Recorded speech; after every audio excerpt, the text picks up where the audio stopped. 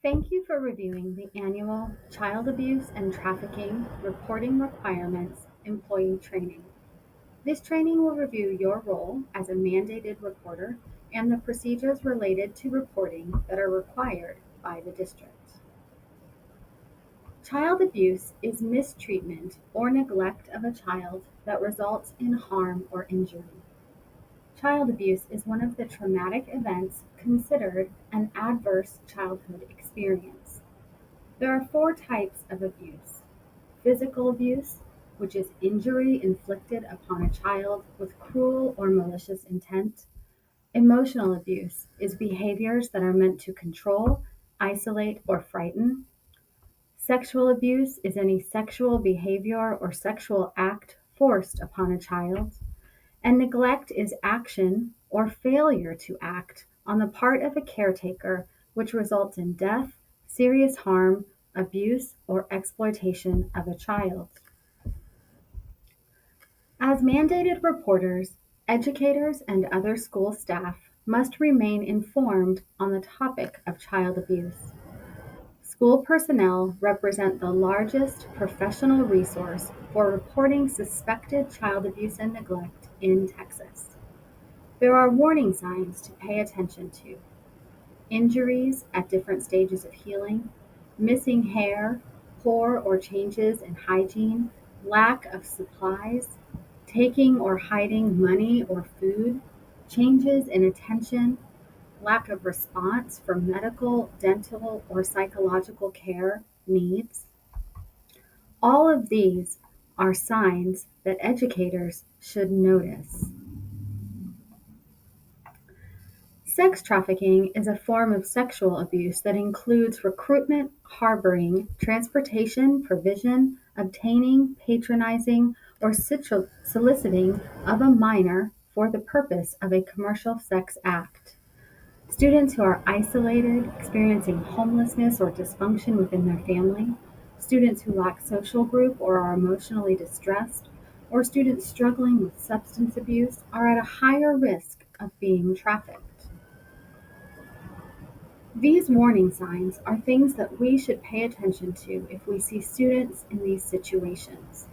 Students who are chronically running away or being absent from school repeatedly, students with explicit or overly mature social media or overly mature presentation of themselves through clothing or behavior, students who have excess cash or hotel keys or false IDs, students who lie about their age or living situations or who lie about injuries, or the presence of an older male figure or boyfriend who often seems controlling or is always present.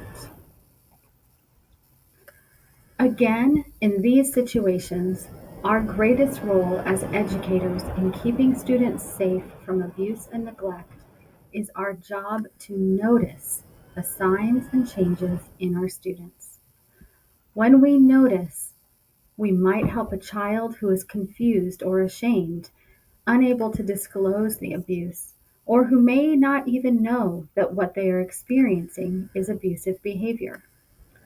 When we notice a withdrawal from activities or from friends, a change in behavior or academic performance, loss of confidence or increased depression or anxiety, increased frequency in absences, defiance or anger, or expressions of suicidal thoughts or behaviors, when we notice, we might make a difference.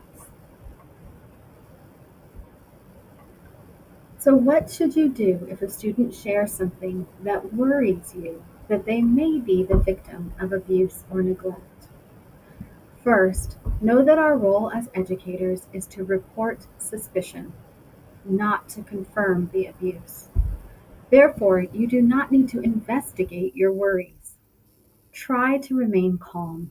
Again, think about the duck who appears on water to be sitting still, but their feet are paddling underneath. Keep calm and believe the child. Listen, but leave the questioning to professionals. Try to keep your emotions under control. Be a safe space for the child. Bring them with you to the school counselor or call for support. Do not take photos or videos. The last thing to review is the requirement for reporting suspected abuse or neglect. For professionals, including school professionals, reports must be made within 48 hours. Again, it is not your job to determine that your suspicions are true. Just suspecting initiates your required reporting. For educators, reporting a suspicion of abuse requires 2 steps. First, make a report to the Department of Family and Protective Services Abuse Hotline. This report should be made by phone for immediate danger and may be made online for non-emergencies.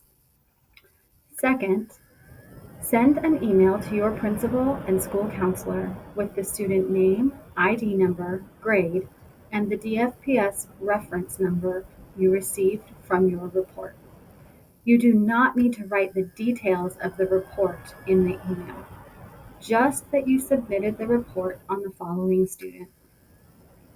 The principal will notify law enforcement and their executive director to tell them that a report was made and to provide the reference number. If a suspicion or report involves a school employee, share that with your principal. Principals follow an additional internal process with any PD. In Texas, anyone who suspects abuse or neglect is required to report that suspicion. But for professionals, failure to report may have consequences. Telling a colleague or supervisor about your suspicion or about an outcry does not satisfy your requirement. You still need to report, even if you tell your administrator or a counselor. Reporting in good faith cannot get you in trouble. When reporting suspected abuse or neglect, an educator may request confidentiality of their identity, but a district attorney or law enforcement may request your identity for further investigation.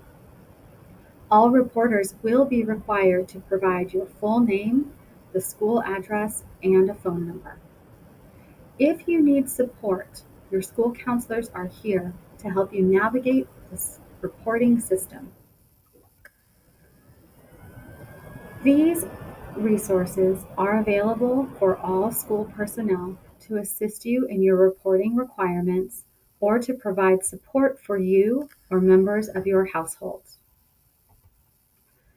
Thank you again for your attention to these important matters. Any questions about this video can be directed to the Department of Counseling and Guidance Services.